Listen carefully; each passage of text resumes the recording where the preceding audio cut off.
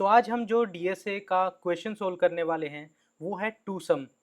ये एक easy level का क्वेश्चन है और इसमें हमें करना क्या है, हमारे पास एक इंटीजर का एरे गिवन होगा और एक टारगेट वैल्यू गिवन होगी।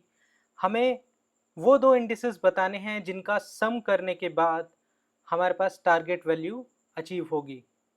तो चलिए देखते हैं इसका ब्रूट फोर्स मेथड से कैसे सॉल्यूशन निकलता है।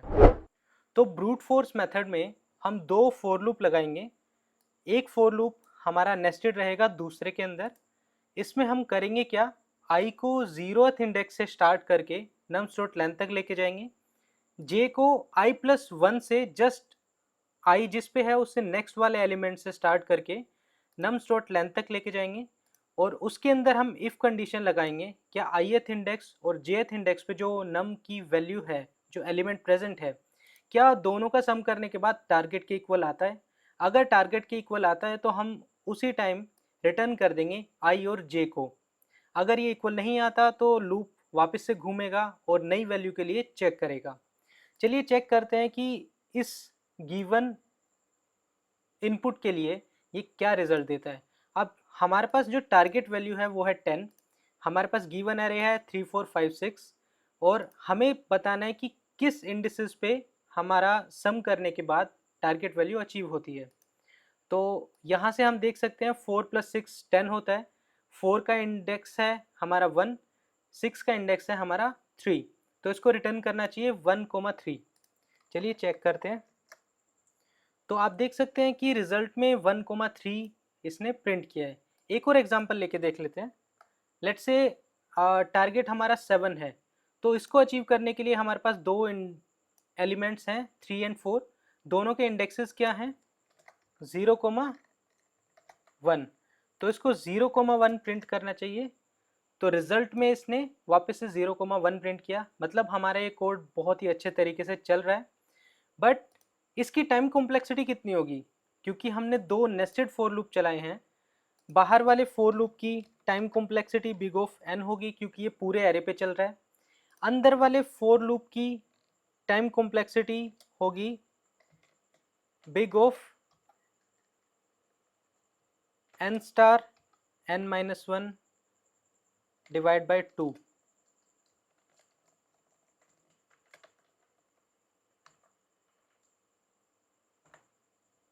सो अंदर वाले फॉर लूप की ये वाली टाइम कॉम्प्लेक्सिटी क्यों होगी, क्योंकि इनिशियली वो n-1 से स्टार्ट हो रहा है, फिर वो डिक्रीज होता होता लास्ट में 1 आ जाएगा। तो उसका टाइम कॉम्प्लेक्सिटी हम कुछ इस तरीके से निकालेंगे। तो कलेक्टिवली जब हम इसकी टाइम कॉम्प्लेक्सिटी निकालेंगे तो वो निकल के आएगी बिग ऑफ n²। तो इसको ऑप्टिमाइज कैसे कर सकते हैं, क्या हम ऐसे टेक्निक लगा सकते हैं कि इसको बिग ऑफ n में हम कन्वर्ट कर दें। चलिए देखते हैं मेथड 2। मेथड 2 में हम यूज करने वाले हैं हैश मैप डेटा स्ट्रक्चर। इसके पीछे आइडिया क्या है ना, हम एरे के ऊपर आइटरेट करेंगे यूजिंग फॉर लूप, ठीक है, और हम चेक करेंगे टारगेट माइनस जो ith इंडेक्स पे एलिमेंट है उसको टारगेट में से माइनस करेंगे, जो कॉम्प्लीमेंट्री वैल्यू बचेगी हम चेक करेंगे क्या हैश मैप में वो प्रेजेंट है या नहीं है।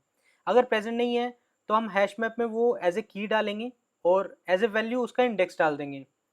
तो इनिशियली जब हम लेट से हम 7 को लेके चलते हैं तो इसको रिटर्न करना चाहिए 0,1।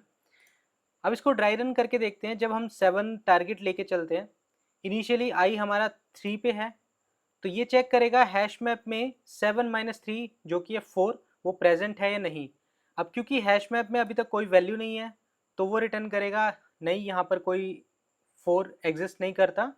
उस केस में हम एल्स कंडीशन चलाएंगे जिसकी वजह से हैश मैप के अंदर 3:0 हमारा आ जाएगा। 3 हमारे पास ये एलिमेंट की वैल्यू है और इंडेक्स हमारा इसका 0 है, तो 3:0 इसमें स्टोर हो जाएगा। अब आई जाएगा 4 के पास। अब वो चेक करेगा कि हैश मैप के अंदर 7-4 दैट इज 3 वो प्रेजेंट है।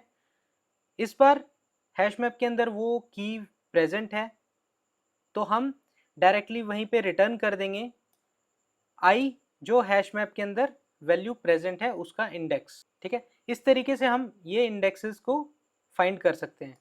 लेट्स सी 10 के लिए क्या रिटर्न करेगा। हमने लास्ट एग्जाम्पल में देखा था, लास्ट मेथड में देखा था, इसके लिए ये रिटर्न करने वाला है 1,3। Let's check,